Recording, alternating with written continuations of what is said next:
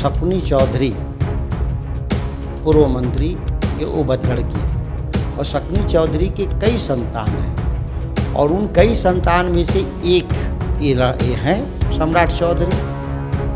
उनके पिता ने इनको क्यों चुन लिया, बाकी लोग को नहीं दिया? प्रधानमंत्री जी के अलावा भारतीय जनता पार्टी में प्रचारक अब कौन रह गया? पहले तो भारतीय जनता पार्टी में 1 दर्जन प्रचारक राष्ट्रीय स्तर पर होते थे। नितिन गडकरी से लेकर के, अरुण जेटली से लेकर के, सुषमा स्वराज से लेकर के, आडवाणी जी से लेकर सबको घर बैठा दिया। या बाहुबली और मवाली की ठीक से अगर गणना की जाए तो भारतीय जनता पार्टी और जनता दल यू में दर्जनों लोग मिलेंगे। उनको कोई परहेज नहीं। ये सुविधा के आधार पे नहीं है इंडिया जैसा। नीतीश कुमार आज हैं कल नहीं रहेंगे, चिराग रहेंगे कल नहीं रहेंगे। हमारा उस तरह का गठबंधन नहीं है। मेरा नेचुरल गठबंधन है कांग्रेस से लंबे समय से, कहीं कोई विवाद नहीं है। ये सर आप देख रहे हैं न्यूज़ फॉर नेशन में आपके साथ अभिजीत सिंह। 2024 लोकसभा का चुनाव का रणभेड़ी बज चुका है। ऐसे में तमाम पार्टियां हैं जो चुनावी मैदान में कूद गई है। और वहीं बात करें तो राजद सुप्रीमो लालू प्रसाद यादव की बेटी रोहिणी आचार्य भी इस बार लोकसभा चुनाव लड़ रही है, जिसको लेकर तमाम विपक्ष के नेता हैं वो सवाल खड़े कर रहे हैं और राजनीति भी काफ़ी गरमाई हुई है। और साफ तौर पर बिहार के डिप्टी सीएम सम्राट चौधरी कहते हुए नजर आ रहे हैं कि लालू यादव का ये फितरत ही है परिवारवाद। अब तो 2 बेटियों को उतार दिए हैं, हम तो प्रतीक्षा कर रहे हैं कि 5 बेटियों को कब तक उतारते हैं। इसी बात करने के लिए हमारे साथ है राजद के कद्दावर नेता हैं, विधायक हैं सुधाकर सिंह। सर कैसे देख रहे हैं जिस तरह से राजनीति गर्मा गई है, 2024 का लोकसभा चुनाव भी सब तैयारी कर रहे हैं? भारतीय जनता पार्टी और एनडीए के लोग बिहार में सुनिश्चित हार के भय से अनाप शनाप बयान देने में सक्रिय लोग हैं और ये बयानवीर हैं। ज़मीन पर इनका कोई जनाधार नहीं। उसके प्रदेश अध्यक्ष सम्राट चौधरी किसके लड़के हैं? एक दिग्गज शकुनी चौधरी पूर्व मंत्री के वो लड़के हैं और शकुनी चौधरी के कई संतान हैं और उन कई संतान में से एक ये हैं सम्राट चौधरी। तो उनके पिता ने इनको क्यों चुन लिया, बाकी लोग को नहीं दिया? और परिवारवाद में अगर शकुनी चौधरी जी ने सम्राट चौधरी जी को राजनीति में उतार दिया तो परिवारवाद नहीं हुआ और बाकी लोगों ने उतार दिया तो परिवारवाद हो गया। तो इस तरह का दोहरा मापदंड जो भारतीय जनता पार्टी बिहार में चलाना चाहती है देश में, ये देश की जनता और बिहार की जनता जानती है। सब बात, कोई बात छुपा नहीं है। जिस तरह से 2024 का रणभेड़ी बज चुका है, ऐसे में प्रधानमंत्री नरेंद्र मोदी का भी दौरा बिहार में शुरू हो गया। 4 तारीख को जम्मू आ रहे हैं, कैसे देख रहे हैं? प्रधानमंत्री जी के अलावा भारतीय जनता पार्टी में प्रचारक अब कौन रह गया? पहले तो भारतीय जनता पार्टी में 1 दर्जन प्रचारक राष्ट्रीय स्तर पर होते थे। नितिन गडकरी से लेकर के, अरुण जेटली से लेकर के, सुषमा स्वराज से लेकर के, आडवाणी जी से लेकर सबको घर बैठा दिया। या जो लोग इस दुनिया में नहीं रहे और नया नेतृत्व तो भारतीय जनता पार्टी पैदा किया नहीं जो पूरे देश में चुनाव अभियान चला सके। आप राजनाथ सिंह को देखिए, चाहे कोई भी, तो सब लोग घर बैठे हुए हैं, कहाँ प्रचार अभियान में जा रहे हैं। बीजेपी के एक नेता हैं वो कह रहे हैं कि उम्मीदवार कोई भी हो, वोट डाला जाएगा प्रधानमंत्री नरेंद्र मोदी को लेकर। इसको कैसे, इस बयान को देख रहे हैं? यानी उम्मीदवार का कोई थी नहीं रोल। तो ये भारतीय जनता पार्टी का संकट है ना कि आज के दिन उनके पास उम्मीदवार नाम का कोई चीज़ नहीं रहा और इसीलिए भारतीय जनता पार्टी देश के बड़े हिस्से में चुनाव हारेगी कि उसके स्थानीय जो जनप्रतिनिधि हैं संसदीय क्षेत्र में कोई काम तो किया नहीं। वो पार्टी और नेता के नाम पे चुनाव लड़ रहे थे, जीत रहे थे, लेकिन जो स्थानीय स्तर पे लोगों की समस्या है, जन समस्या है, उसको कौन सुलझाएगा? इसीलिए ज़्यादातर उनके चुनाव हारने वाले लोग हैं।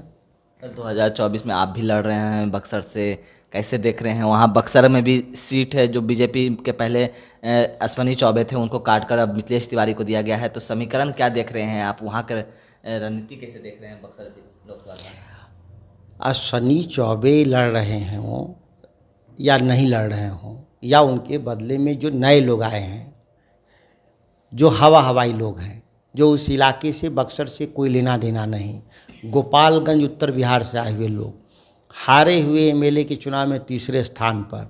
ऐसे लोग क्या बक्सर चुनाव लड़ेंगे? और बक्सर के लोगों को कोई उम्मीद भी नहीं है। पहले वाले भी चौबे जी कुछ काम नहीं किए, आने वाले भी हवाई नेता हैं, उनका वो भी कुछ करने वाले नहीं हैं। कुछ करने वाले होते तो हारते क्यों चुनाव? गोपालगंज के अपने इलाके से चुनाव कैसे हारते जब कुछ करने लायक होते? तो ये इसी तरह से लोग हैं, कोई कैंडिडेट इनको नहीं मिला तो उतार दिया लोगों ने। आपका कैसी तैयारी है सर वहाँ पर?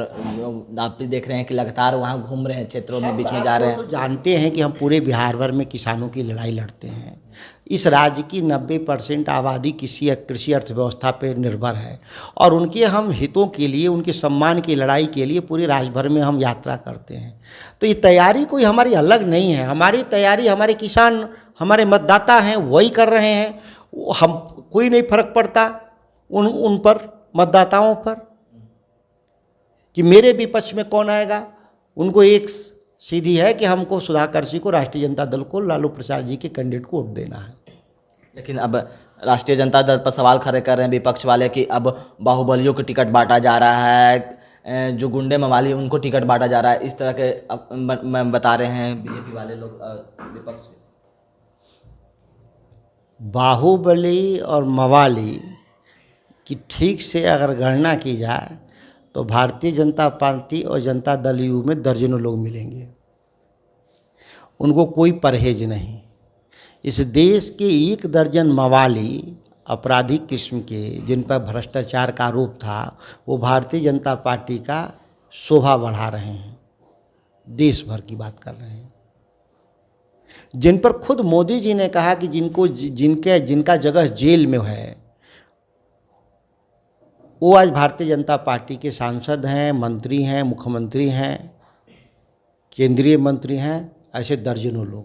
तो ये भारतीय जनता पार्टी दोहरा इसका चरित्र है और इसके बयान में भी हमेशा इस तरह का आपको दोहरापन झलकेगा।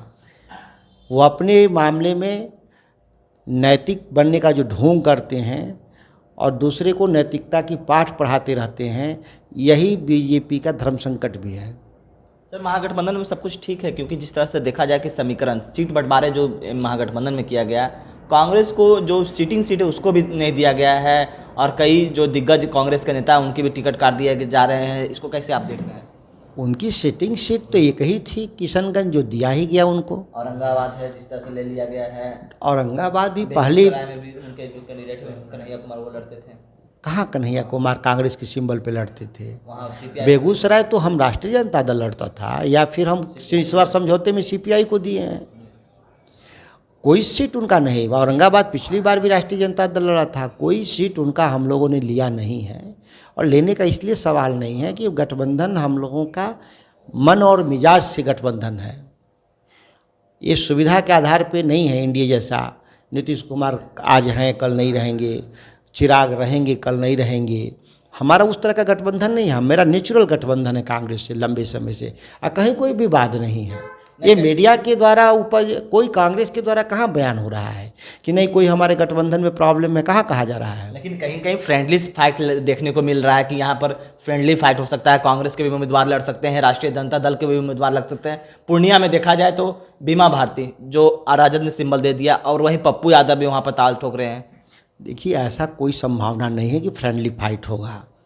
ये अनुमान के आधार पे आप कह रहे हैं। नहीं, पप्पू यादव भी बोल रहे हैं 4 तारीख को नामांकन करेंगे, आज बीमा भारती का भी नामांकन। आप पहले उनको क्या करते हैं उनको पहले निर्णय लेने दीजिए।